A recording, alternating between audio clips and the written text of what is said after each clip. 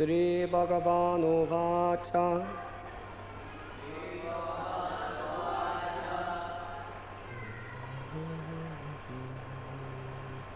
Tri Saptavi Pita Puta Pitrabi Sahate Naka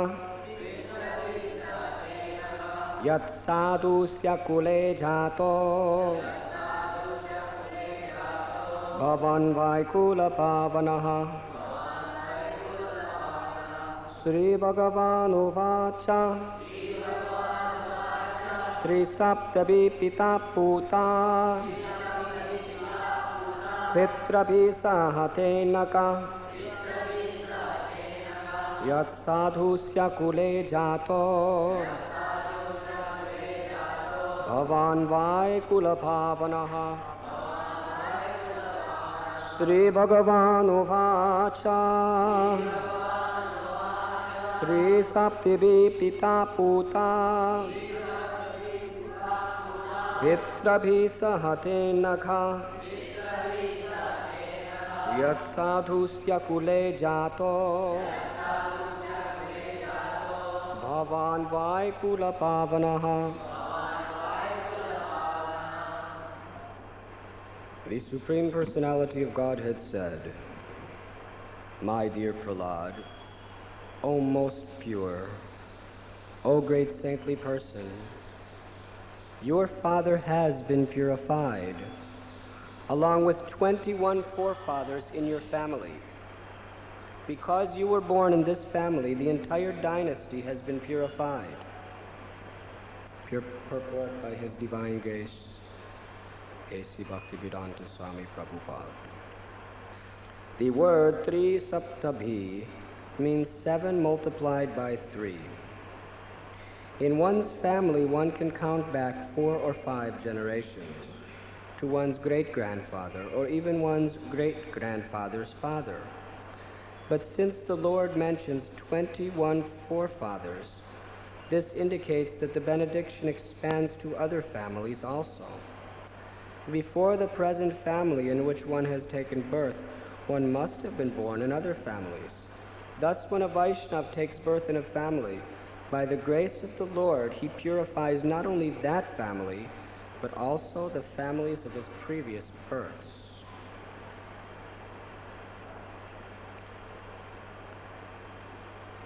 Om Agyantimirandasya Jananjana Chalakaya Chakshurun Militam Jena Tasmai Sri Guruve Namaha.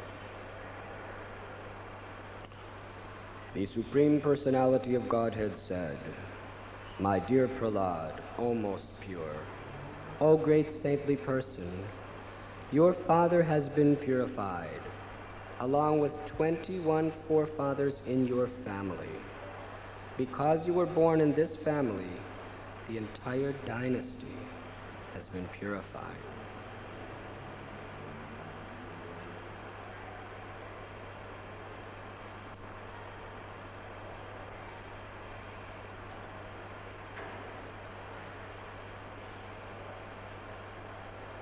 It is the nature of anyone born in this material world to have special affection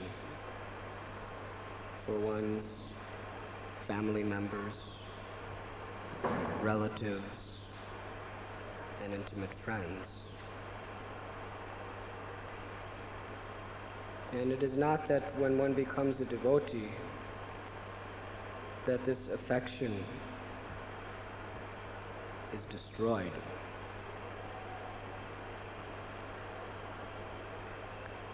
Certainly when one becomes a devotee of the Lord, one recognizes a broader family life based on the principle of aham bija pratapita. Vidyavanaya sampane brahmaniga vihastini suni chaiva supake cha pandita samadarshana. The devotee recognizes that God is the Father of all spirit souls, that we are not these material bodies, and that every living entity is our brother and sister. Not only our immediate family members, not only the particular race or religion that we follow, nay, not even all of humanity, but every living creature, being part of God on the transcendental platform, is intimately related to me as a brother.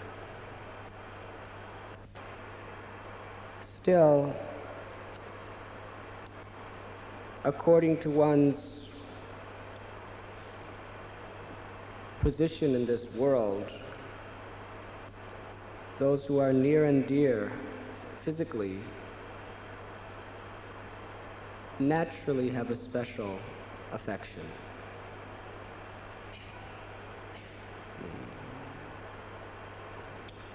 And we find this in the life of Prahlad Maharaj. He was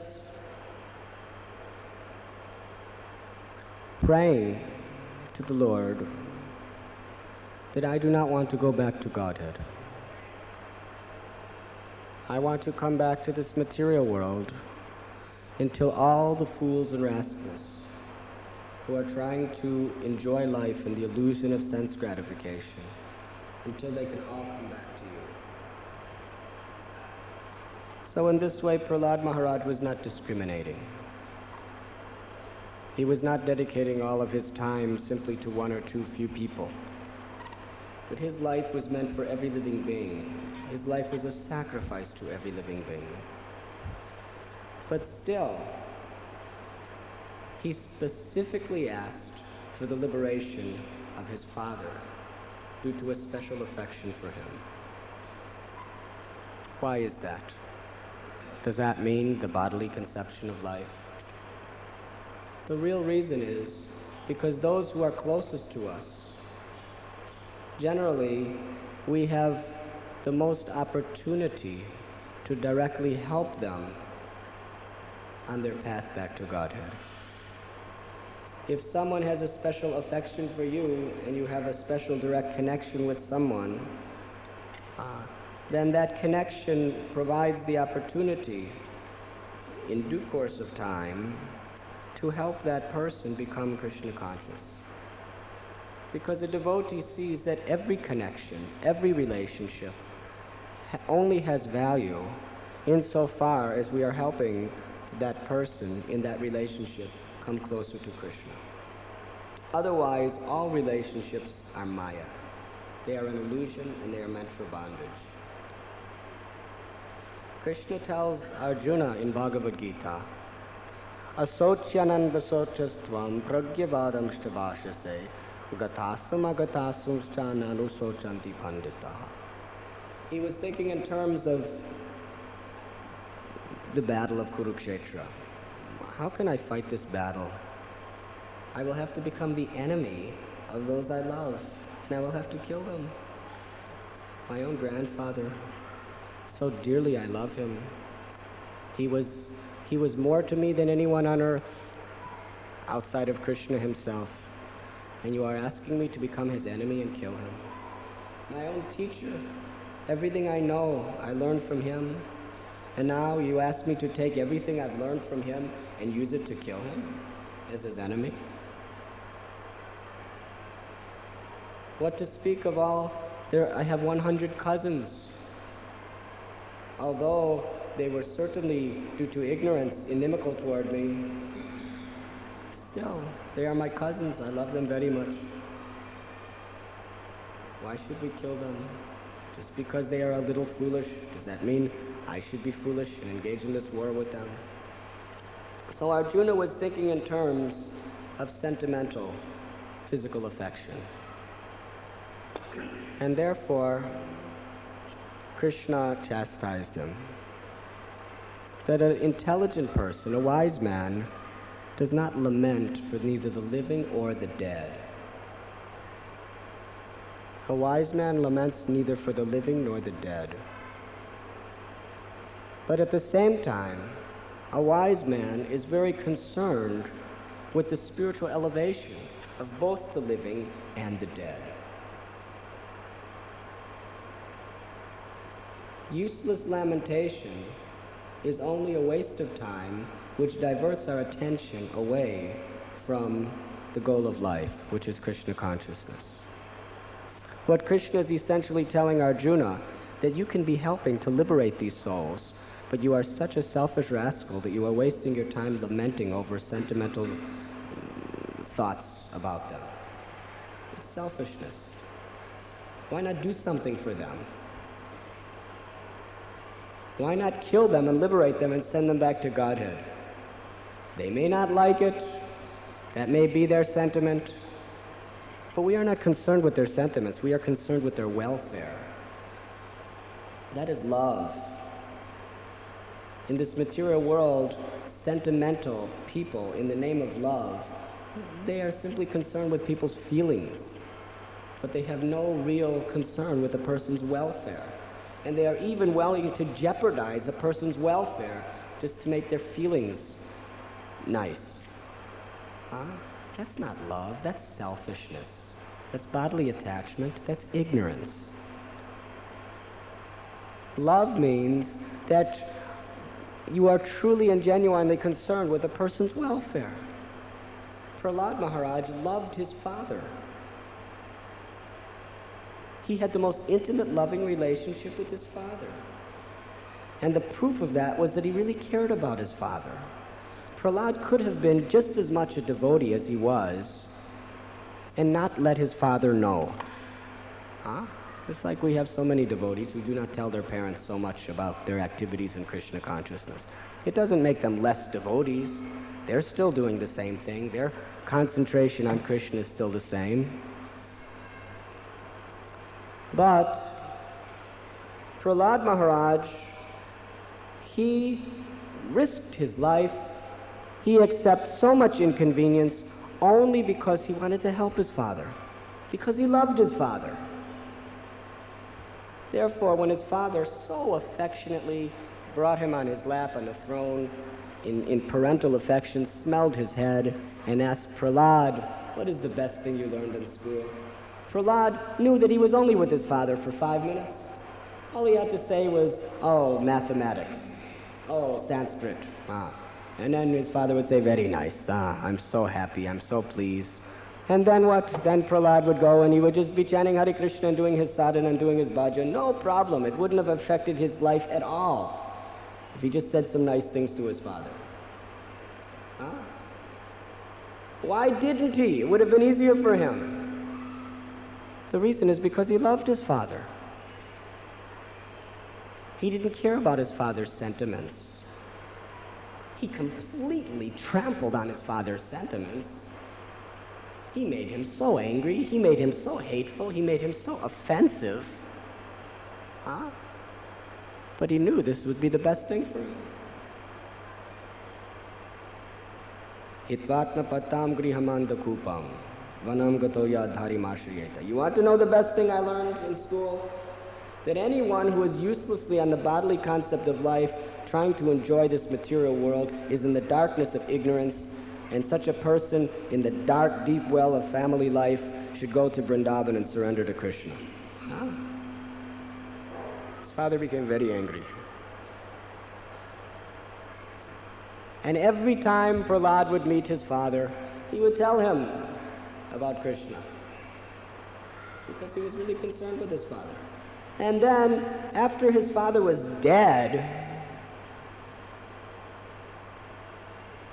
Prahlad was still concerned with his father.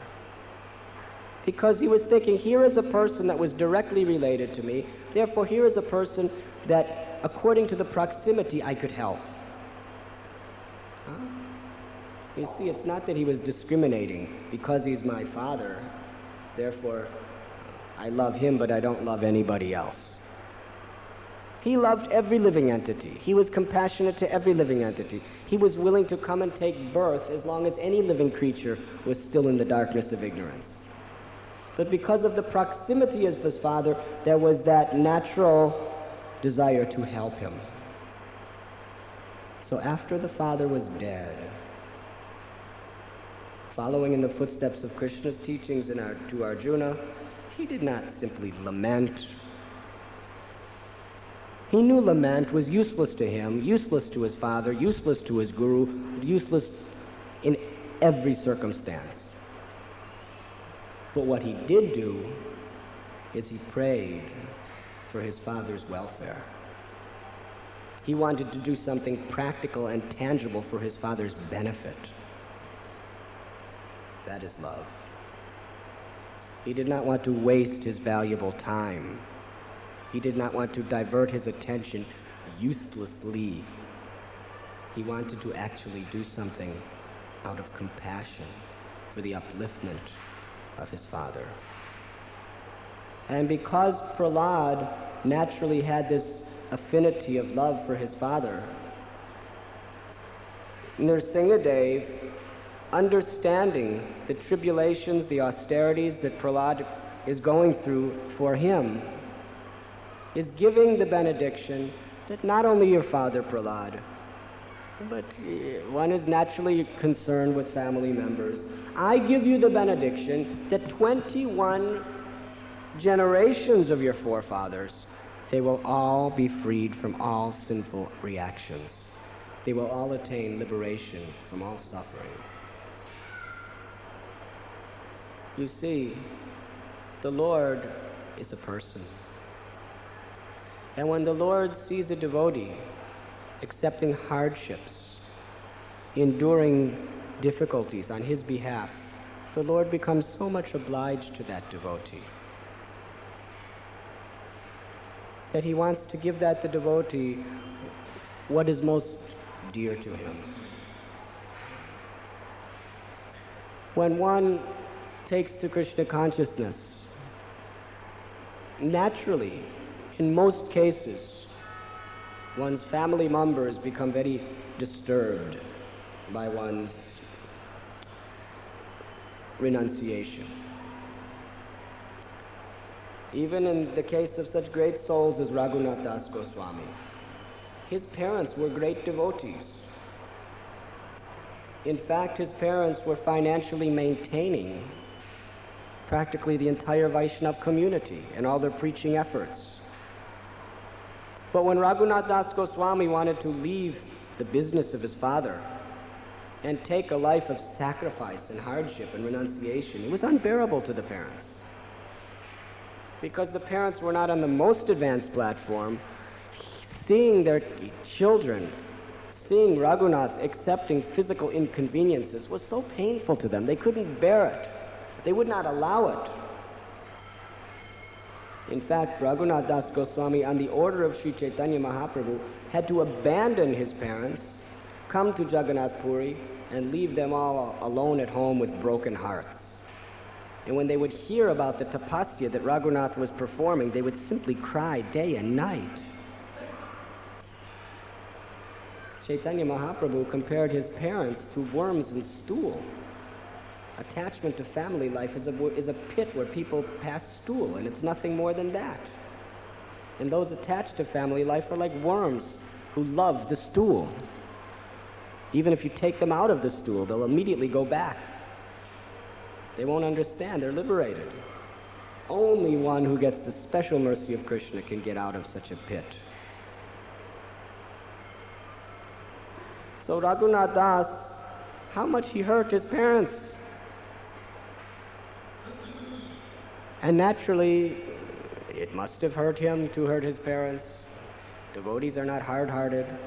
But for the higher purpose of serving the Lord and serving all living beings, and for the higher purpose of even liberating the parents.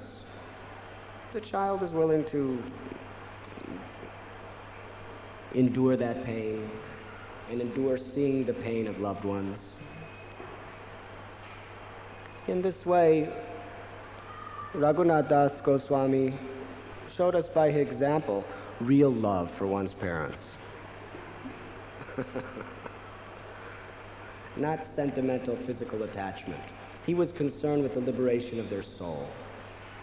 And such, when one is willing to accept these types of hardships, when one is willing to accept these types of sacrifices on behalf of the Lord, for the sake of the Lord, that devotee wins the heart of the Lord to such an extent that the Lord irresistibly simply wants to satisfy the desires of the devotees. The devotee, what he is forsaking to satisfy Krishna.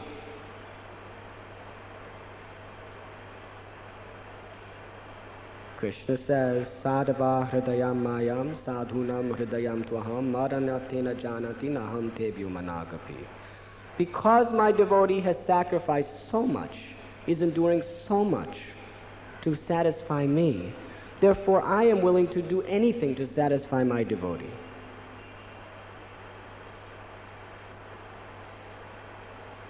And the Lord knows that the devotee, being soft-hearted, however demoniac or pious one's relatives are, a devotee naturally has affection for them, a special affection. Therefore, the Lord gives this benediction to all devotees for all times to come. That if you become my devotee and surrender to me, 21 generations of forefathers will all attain liberation. Do not worry about them.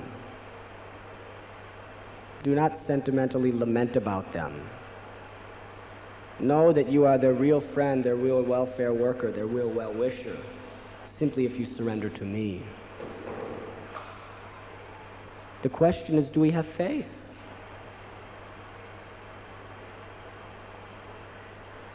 By our efforts, what can we do for them besides temporarily pacify them for a few days only? And even with your pacification, they're still in the anxieties of the threefold miseries of material existence. What can you do?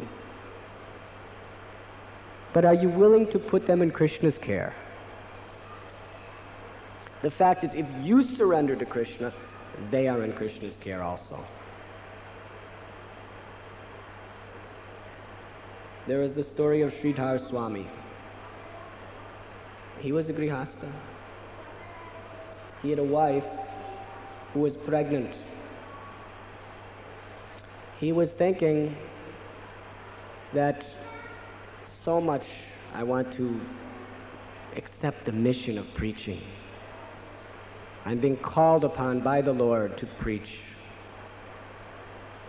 I really want to work for the benefit of all humanity. But now I'm simply maintaining this wife. She's pregnant with a child. I can't leave her now. But what I will do is, after she has her baby, then I will renounce the world, take sannyas, and go for the work of all humanity. So this was his conviction. As the 9 months went by, he was just meditating. When will this baby come? Then I can just leave her with the mother and go. Now, you know, man proposes, God disposes. We have our plans, but they are not always, we cannot be attached to the results of our plans. This is a very great renunciation. To know that you have your plan, but to expect that it may not work out the way you want it, even in your desires for preaching Krishna consciousness. Therefore, a devotee who is actually surrendered is not attached to his plan. He makes his plan, he works for his plan, but in the end, Krishna's plan. A foolish person, in the guise of a devotee, he's so attached to his plan in Krishna's service that when Krishna reveals his plan, the devotee doesn't like. He thinks, no, it has to be my way, Krishna. It has to be my way. Otherwise, how could I do it for you if it's not my way? Are you doing it for him or are you doing it for you? That's the question. If you're doing it for him, it should be his way. So Sridhar Swami had his plan. My wife, she will have baby, then I will go. Free from this bondage of family affections and responsibilities. But as soon as the wife gave baby, the wife died. And there was this helpless infant laying there. So he was thinking, my God, now what? How can I just leave this infant baby? Now what do I have to? I have to sit here and be the mother and the father and the nurse and everything and the babysitter? How am I going to do the missionary work of my guru by doing like this? So he was wondering, Krishna, give me a sign. Give me a sign. What should I do? And just when he was praying like this, he saw a little lizard. Nice little lizard. And it was just a baby lizard. You know how pretty baby lizards are. So this baby lizard was on the floor, and there was a fly that came to this baby lizard. And the lizard, just a newborn, took its tongue, and the tongue flipped out of its mouth and caught the fly, and he ate the fly, and he smiled. And then Sridhar was thinking, just see, Krishna's providing even for baby lizards. What to speak of baby humans? He doesn't need me. So he left, and he went. And for the benefit of all humanity, he began to preach. And he actually became the father of all Vaishnavas. He was the original great soul who commented on the Srimad Bhagavatam. And all the great acharyas have utilized his commentaries in their updating commentaries of the Bhagavad Purana. Therefore, to this day, factually every one of us worldwide who are reading Prabhupada's books are factually reading, to a large extent, the translated commentaries of Sridhar Swami. What he has done for so many generations of millions and millions of people to uplift their consciousness. Why? Because he had faith in Krishna. And the baby obviously was fully protected by Krishna. Because if you surrender to Krishna, according to the desire of the spiritual master, then not only do you come under the protection of Krishna, but everything that you leave behind is also, from that point on, under the protection of Krishna. It is in the hands of Krishna. Krishna will care for it. Why? Because it is his promise. Because he knows that you have done this for him, you are sacrificing so much for him, so what you leave behind, he will take care of it. Out of love for his devotee, because he knows his devotee cares. So a devotee has this faith. Therefore, a devotee never laments. A sincere devotee is very, very much conscious that what he does, what he thinks, how he or she spends time is not wasted, but it is tangibly, practically, and realistically for the benefit of others. So know that whatever advancement we make in Krishna consciousness, however purified we become, to that extent we become dear to Krishna, and to that very extent Krishna will take care of us and everything connected to us. Therefore, the greatest expression of love to anyone and anything of this world is to surrender to Krishna. If you become a devotee, just by becoming a devotee, Krishna will take care of everything. But if you become a pure devotee, Krishna will not only take care of things, but Krishna will not only send you back to Godhead, but give liberation to all others who are near to you. Therefore, rather than wasting our human lives regretting, lamenting, plan making in the future with so many material considerations, if we really want to do good, our concentration, our energy, our moments, our seconds should be to surrender to Krishna, to become his pure devotee, with faith in the words of Lord Narahari. Is there any questions?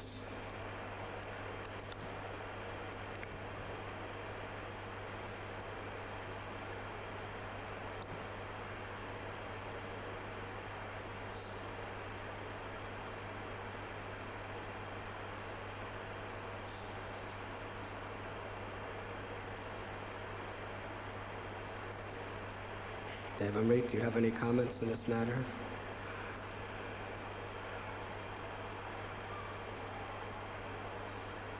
Your parents are on the road back to Godhead. Although for them it's a bumpy road. Still, bumpy or not bumpy, the destination is worthwhile.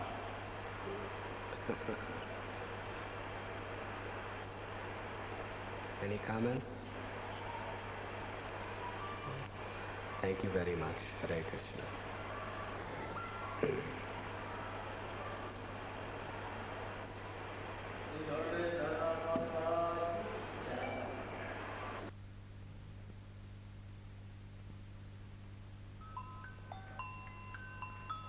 For further details of this cassette, please contact Radhanath Swami Tape Ministry, Sri Sri Radha Gopinath Mandir, International Society for Krishna Consciousness.